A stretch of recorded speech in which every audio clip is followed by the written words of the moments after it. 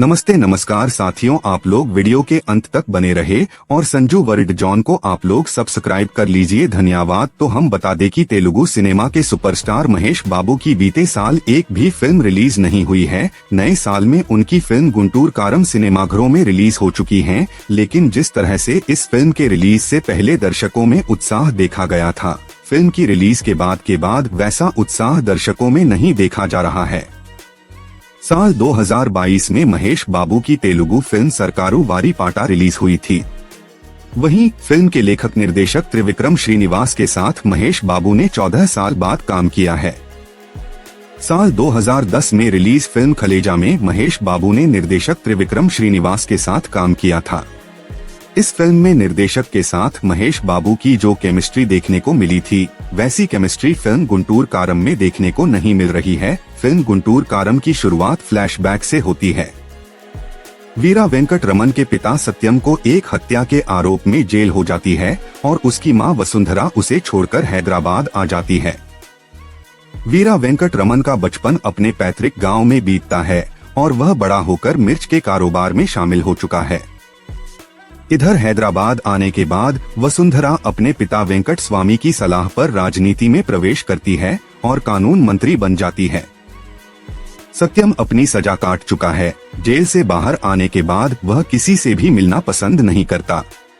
वसुंधरा का परिवार एक समझौते पर वीरा वेंकट रमन का हस्ताक्षर चाहता है, जिससे उसकी मां के साथ सभी संबंध खत्म हो जाते हैं।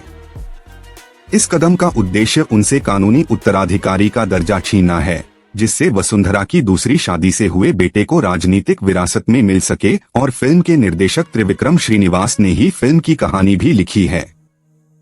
फिल्म की कमजोर कथा और पटकथा ने पूरा खेल बिगाड़ दिया। माँ बेटे के बीच जो भावनात्मक दृश्य होने चाहिए वह निखर कर नहीं आए, जिसकी वजह से दर्शकों का इस फिल्म से भावनात्मक तौर पर जुड़ाव नहीं हो पाया। फिल्म देखने के बाद ऐसा लगता है कि महेश बाबू को खुश करने के चक्कर में त्रिविक्रम श्रीनिवास ने कहानी का पूरा फोकस उनके ही किरदार पर रखा। यह सबसे बड़ी निर्देशक की भूल नजर आती है।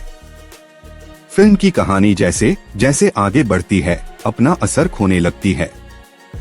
साउथ की फिल्मों की खासियत यही होती है कि एक्शन दृश्यों पर खूब मेहनत करते हैं। अगर फिल्म की कथा और पटकथा पर भी उतनी ही मेहनत की गई होती तो यह एक बेहतर फिल्म बन सकती थी। और हम आपको ये भी बता दें कि इस फिल्म में महेश बाबू ने वीरा वेंकट रमन की भूमिका निभाई है। फिल्म में उनका एक्शन अवतार तो ठीक है, क्योंकि उसमें बॉडी डबल से काम चल जाता है, लेकिन जहां अभिनय की बात आती है वहां महेश बाबू हर सीन में फेल हैं। फिल्म में श्रीलीला के साथ भी उनकी जुगलबंदी उभर कर नहीं आती है। श्रीलीला के लिए इस फिल्म में करने के लिए कुछ खास नहीं रहा। वेंकट रमन की मां वसुंधरा की भूमिका में राम्या कृष्णन अपने अभिनय से अच्छा प्रभाव छोड़ती हैं, लेकिन फिल्म में उनका परफॉर्मेंस देखकर लगता है कि अभी भी वह बाहुबली की शिवगामी देवी की छवि से बाहर नहीं निकल पाई हैं। और वीरा वेंकट रमन के पिता सत्यम की भूमिका में जयराम, वेंकट स्वामी की भूमिका में प्रकाश राज, मार्क्स की भूमिका में जगपति बाबू, श्रीलीला के पिता पनी की भूमिका में मुरली शर्मा, मार्क्स के भाई लेनिन की भूमिका में सुनील का परफॉर्मेंस प्रभावशाली रहा है। इन दिग्गज सितारों से और भी बेहतर काम निकला जा सकता था, लेकिन फिल्म के लेखक निर्देशक त्रिविक्रम श्रीनिवास की यहाँ भी बहुत बड़ी चूक नजर आती है। मनोज परमहंस की सिनेमैटोग्राफी संतोषजनक है। फिल्म के एडिटर नवीन नूली के पास अनावश्यक दृश्यों पर कैंची चलाने की पूरी आजादी थी, लेकिन इस मामले में वह भी चूक गए। थमन एस का संगीत शोर शराबे से भरा पड़ा है। वीरा वेंकट रमन के पिता सत्यम की भूमिका में जयराम, वेंकट स्वामी की भूमिका में प्रकाश राज, मार्क्स की भूमिका में जगपति बाबू, श्रीलीला के पिता पनी की भूमिका में मुरली शर्मा, मार्क्स के भाई लेनिन की भूमिका में सुनील का परफॉर्मेंस प्रभावशाली रहा है। इन दिग्गज सितारों से और भी बेहतर काम निकला जा सकता था, लेकिन फिल्म के लेखक निर्देशक त्रिविक्रम श्रीनिवास की यहाँ भी बहुत बड़ी चूक नजर आती है। मनोज परमहंस की सिनेमैटोग्राफी संतोषजनक है। फिल्म के एडिटर नवीन नूली के पास अनावश्यक दृश्यों पर कैंची चलाने की पूरी आजादी थी, लेकिन इस मामले में वह भी चूक गए। थमन एस का संगीत शोर शराबे से भरा पड़ा है और वीरा वेंकट रमन के पिता सत्यम की भूमिका में जयराम, वेंकट स्वामी की भूमिका में प्रकाश राज, मार्क्स की भूमिका में जगपति बाबू, श्रीलीला के पिता पनी की भूमिका में मुरली शर्मा, मार्क्स के भाई लेनिन की भूमिका में सुनील का परफॉर्मेंस प्रभावशाली रहा है।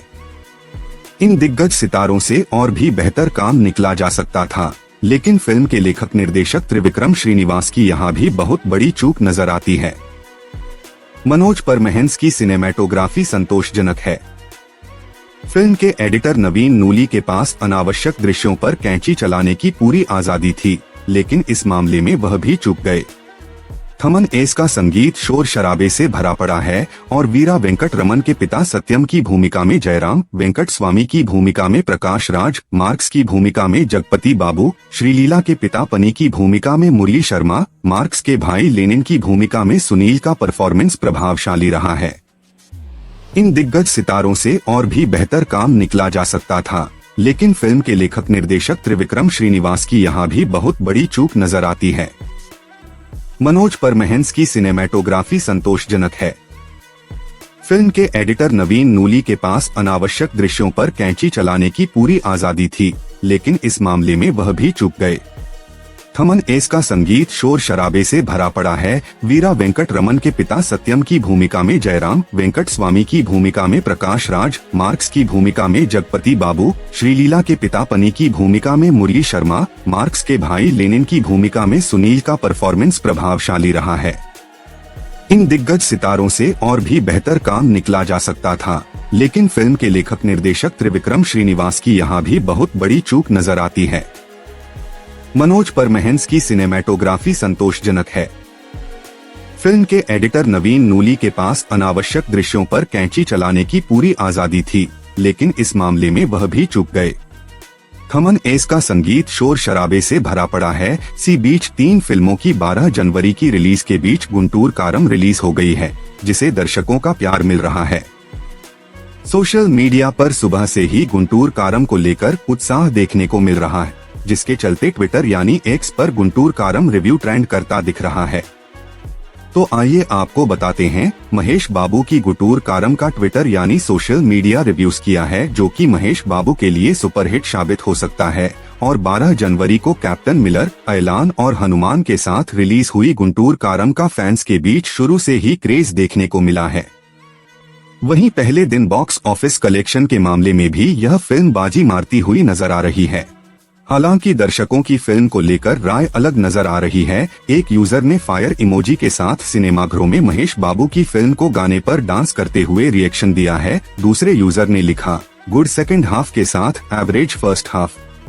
तीसरे यूजर ने थिएटर के अंदर की झलक दिखाकर लिखा आग लगाने वाला है। बता दें, सुपरस्टार महेश बाबू और मूवी डायरेक्टर त्रिविक्रम श्रीनिवास की गुंटूर कारम में जोड़ी बॉक्स ऑफिस पर धूम मचाने वाली है और कहा जा रहा है कि फिल्म पहले दिन 40 करोड़ की कमाई करेगी। और साथियों, हम आपको ये बता दें कि महेश बाबू की गुंटूर कारम 2022 की गर्मियों में रिलीज होने वाली थी, लेकिन उसकी शूटिंग ही इस तारीख के 4 महीने बाद शुरू हुई। उसके बाद एक्ट्रेस, सिनेमेटोग्राफर फिल्म छोड़ गए। शूट किए हुए हिस्से डिब्बे में चले गए और इससे पहले उन्होंने महेश बाबू के साथ मिलकर अथड़ू बनाई थी। फिल्म हिट हुई। उनकी पिछली बड़ी रिलीज अल्लू अर्जुन स्टारर अला वैकुंठपुरामुलो थी। उनकी नई फिल्म गुंटूर कारम 12 जनवरी 2024 को सिनेमाघरों में उतर रही है। आंध्र प्रदेश का शहर गुंटूर मशहूर है अपने मिर्च मसालों के लिए। गुंटूर कारम का भी अर्थ गुंटूर की मिर्च या मसाला ही है और फिल्म का टाइटल अनाउंस होने के बाद लोगों को लगा था कि ये गुंटूर में मिर्च की मजदूरी करने वाले लोगों की कहानी बताएगी। बेसिकली सोशल कमेंट्री किस्म की फिल्म हो सकती है। ट्रेलर आने पर ऐसे तमाम भ्रम दूर हो गए। ये टिपिकल महेश बाबू फिल्म है। यहाँ मिर्च मसाला सिर्फ सिनेमा में है, उस पर कोई गंभीर टिप्पणी नहीं होने वाली है।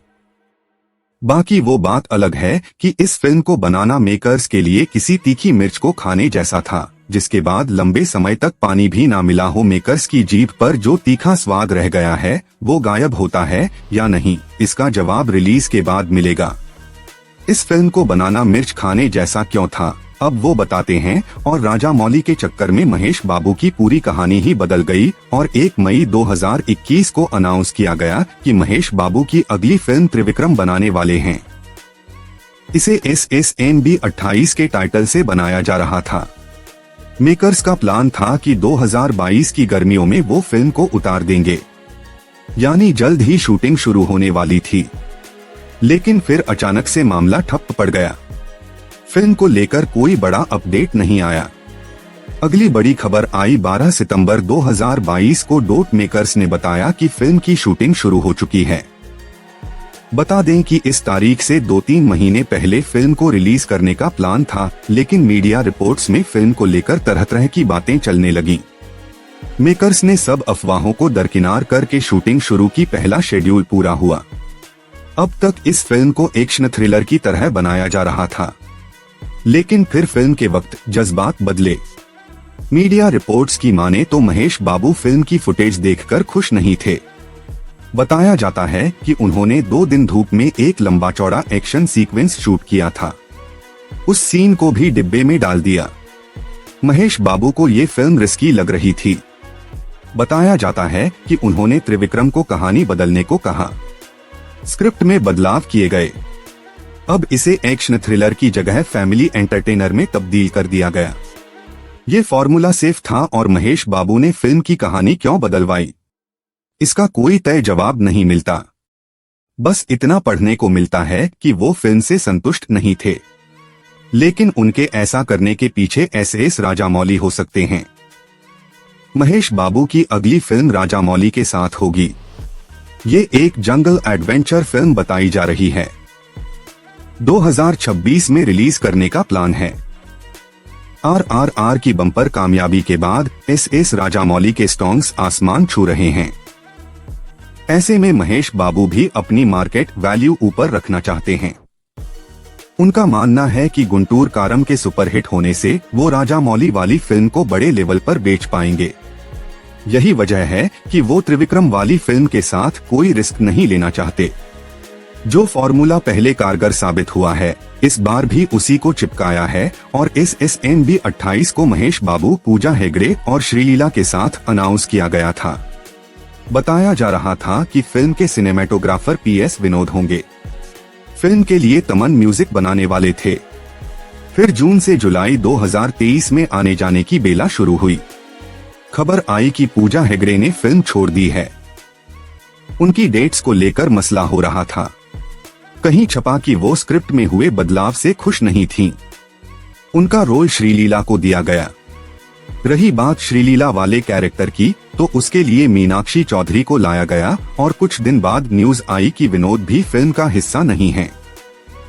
क्रिएटिव मतभेद के चलते उन्होंने फिल्म को छोड़ना बेहतर समझा। मेकर्स उनके जूते भरने के लिए मनोज परमहंस को लेकर आए।